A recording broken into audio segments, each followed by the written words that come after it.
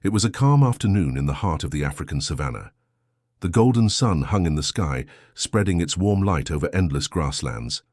A light breeze moved through the tall, dry grasses, making them sway gently like an ocean of gold.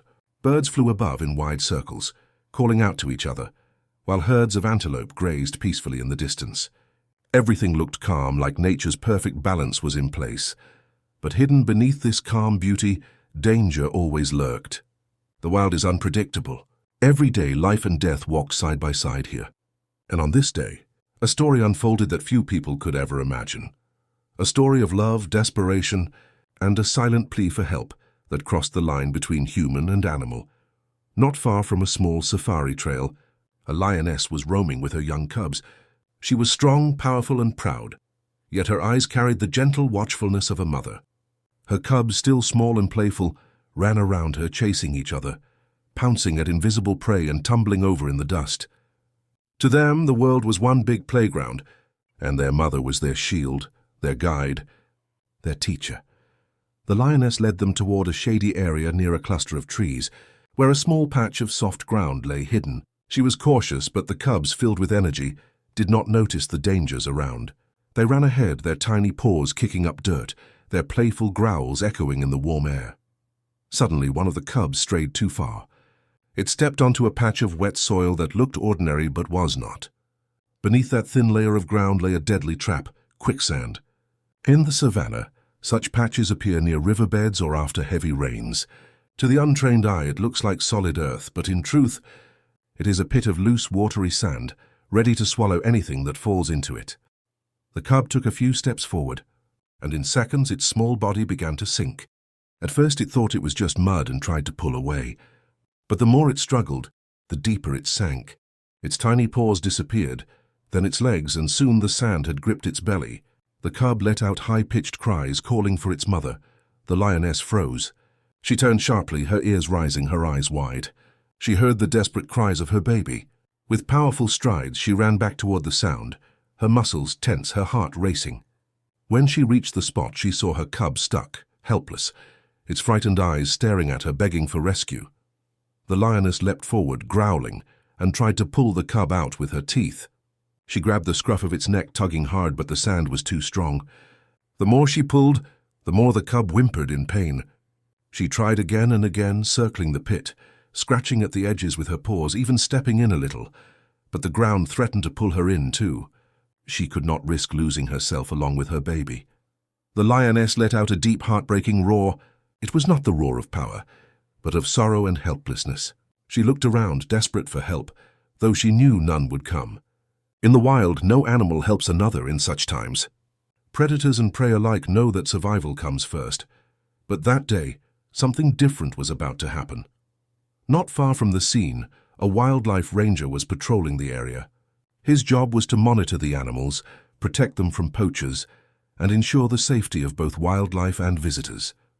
He was a man who had spent years in these lands, learning the language of nature, the sounds, the silences, the hidden messages of the wild. As he drove slowly along the trail, he heard a roar unlike any other. It wasn't a roar of hunting nor of dominance. It was a roar of pain. Curious and concerned, he stopped his jeep, turned off the engine, and listened. The sound came again, louder, desperate. His instincts told him something was wrong. He grabbed his binoculars and scanned the horizon. In the distance, he saw movement, a lioness pacing frantically near a patch of land, her body tense, her tail flicking in distress. And then he noticed it, a small cub sinking in what looked like mud. His heart clenched. He knew immediately that it wasn't mud. It was quicksand. The ranger wasted no time.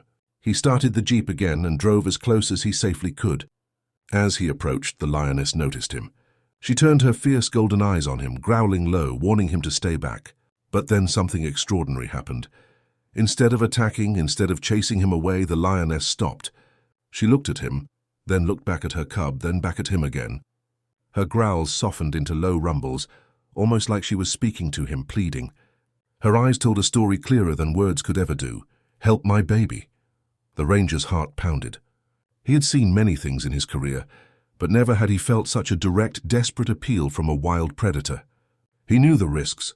One wrong move and the lioness could attack. But he also knew he could not just stand there and watch the cub die. He reached into the back of his jeep and pulled out a long rope he always carried for emergencies. Tying a heavy stick at one end, he slowly stepped out of the vehicle. Every movement had to be careful, calm, and respectful. He kept his eyes on the lioness, speaking softly under his breath, though he knew she could not understand his words. Still, his tone carried peace. The lioness growled again, but did not move toward him. She paced nervously, torn between fear and hope. The ranger edged closer to the pit, careful not to step on unstable ground. The cub was now halfway submerged, its cries weaker, its eyes wide with terror. Time was running out. He swung the rope, tossing the stick toward the cub. At first it fell short. He pulled it back quickly and tried again. The cub struggled, trying to grab onto it with its tiny paws, but the sand held it tight. The lioness let out a sharp, urgent roar, as if telling the cub to hold on. Finally, on the third try, the stick landed close enough. The ranger crouched low, steadying his breath, and pulled gently, guiding the rope around the cub's body. With slow, careful tugs, he tightened it just enough to hold. Then, with all his strength, he began to pull. The sand resisted, sucking the cub down like a monster unwilling to release its prey. But the ranger did not give up. His muscles strained, sweat ran down his forehead, his boots dug into the earth for grip. Inch by inch, the cub rose from the trap. Its small body trembled, covered in mud, its cries weak but alive. The lioness stood only a few steps away, watching every movement, her tail lashing, her breath heavy. She wanted to rush forward, but she held herself back as if she knew this man was saving her child. Finally, with one last pull, the cub was free. It tumbled onto solid ground, shaking and shivering. The ranger quickly stepped back, releasing the rope, giving space. The lioness ran forward instantly, picking up her cub with her jaws, cradling it gently. She checked it over, licking away the mud, comforting it with soft growls. The cub buried its face into her neck, safe again. Then came the moment that would stay in the ranger's memory forever. The lioness turned back toward him. For a brief second, their eyes met. She did not roar, she did not growl. Instead, she simply stared, calm, steady, and deep. It was as if she was saying thank you, in the only way she knew how. And then, carrying her cub, she walked away into the tall grasses, her figure blending with the golden horizon, leaving the ranger standing there in awe. That day, two worlds had touched, human and wild. A lioness had broken her instincts to ask for help. A man had risked his life to save a creature that could have killed him. And together, they proved that compassion knows no boundaries. In the silence that followed, the ranger sat on the ground, exhausted but filled with a strange peace. He knew he had witnessed something rare, something beyond science and beyond words.